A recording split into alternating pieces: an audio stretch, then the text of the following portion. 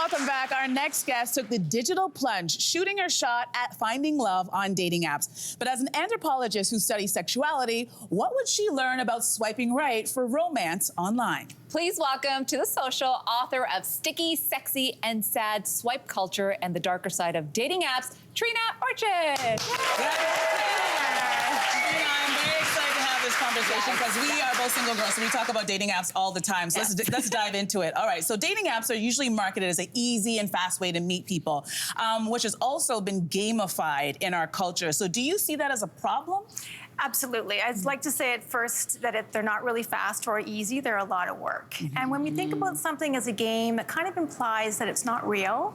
And that can lend itself to really depersonalizing the people that we meet online, objectifying them, and just not taking it seriously. And I certainly joined dating apps because I wanted to connect with someone. And so it was quite frustrating in that regard. I can see that also being scary and kind of rude. I would be like, that's very rude. Okay, here's my question. I've never been on a dating app.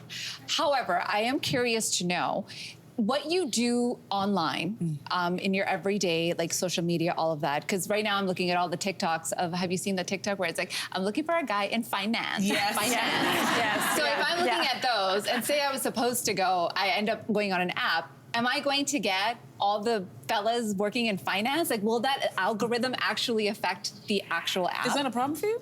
No, I'm just asking. Because if that's the case, I'm going to sign up for an app right now.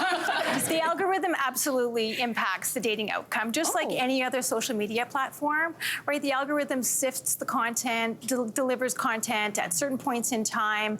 And I found that there were points when I wasn't swiping as much, and then I would open the app and I would see only the people I've already swiped left on. So kind of the folks that I'm not interested. So I was like I was being punished by the app. Oh, interesting. So the algorithm inserts itself in a lot of strange ways. Yeah. Interesting. Wow. All right, so it's very easy to get your phone, especially when you're bored on a Friday night and you don't have a date, to just keep swiping right, swiping left. Do you think that the swipe culture has affected the way we treat each other in real life when we're face to face? Absolutely, because we swipe when we check into yoga, when we bank, when we shop, and when we select partners.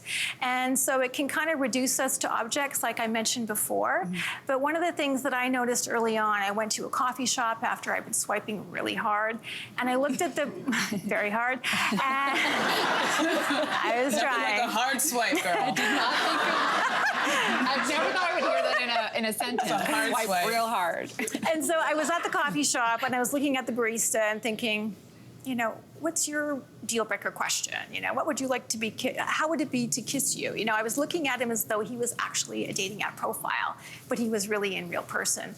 So that kind of made me realize there's a lot of gray area between digital things we do and then how we carry ourselves in the flesh. I have to honestly give it to you, though. I commend you for sharing so many interesting stories in this book of your personal experience as well.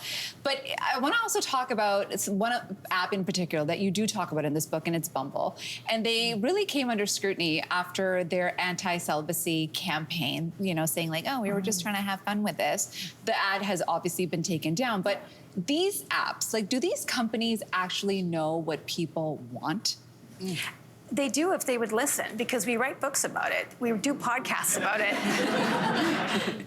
This is about the 50th interview I've had in 3 months. People are interested in this. So there's lots of opportunities. There's really an embarrassment of riches in terms of the information that users are sharing about what they like and they don't like. I think the question is, why don't the companies listen? That is a good question. All right. Yeah. So here's a great and not so great part about dating apps. You mentioned that some people may use these platforms as a way to just find hookups. Yeah.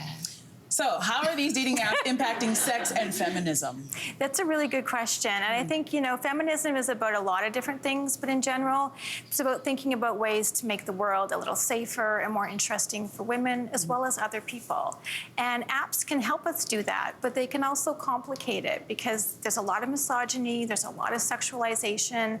So as a feminist, I felt a lot of push and pull in terms of empowering opportunities, but then also really facing the oppression that we still face in our everyday lives under the patriarchy. So there's that side of it, but then there's also the darker side of it, right? Where people are catfishing, swindling. How can you avoid those dangerous situations? Because that's, to be honest with you, probably the only reason I feel like I will never go on an app, because I feel like I'm gonna meet like a serial killer, or like somebody who's gonna take everything I have, every little penny I have. Do you know what I mean? So like that part of it, like for somebody who's on there, how do you protect yourself? I think that's, we can't really protect ourselves from necessarily what other people are going to do, but we can read the room a little closer. Look for people who immediately start to talk about intimacy, like they're love bombing you, they profess these big feelings for you, or they make dates and they never show up, or they never want to meet in person, or they tell you a very tragic, sad story and then maybe slip in a request for money.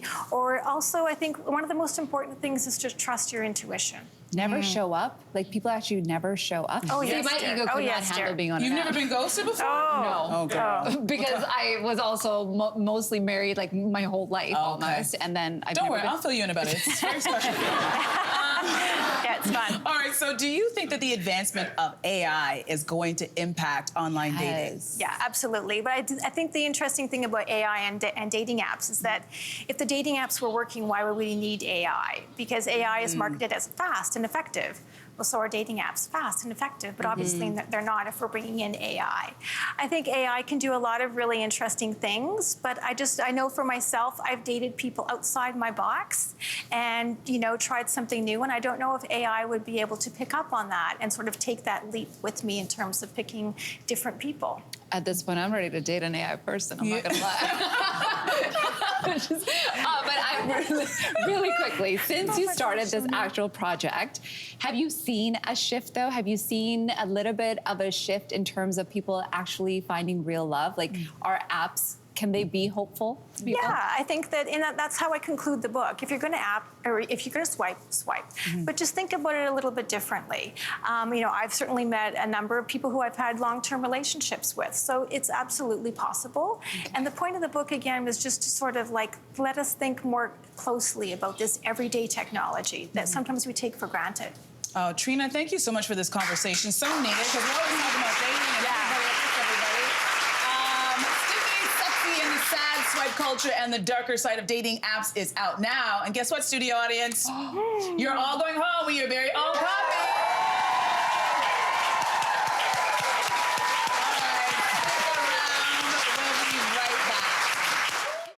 Hey there, what did you think? Drop your comments below and join the conversation. And don't forget to like and subscribe so you can find more on everything from food and fashion to pop culture and current events. See you soon.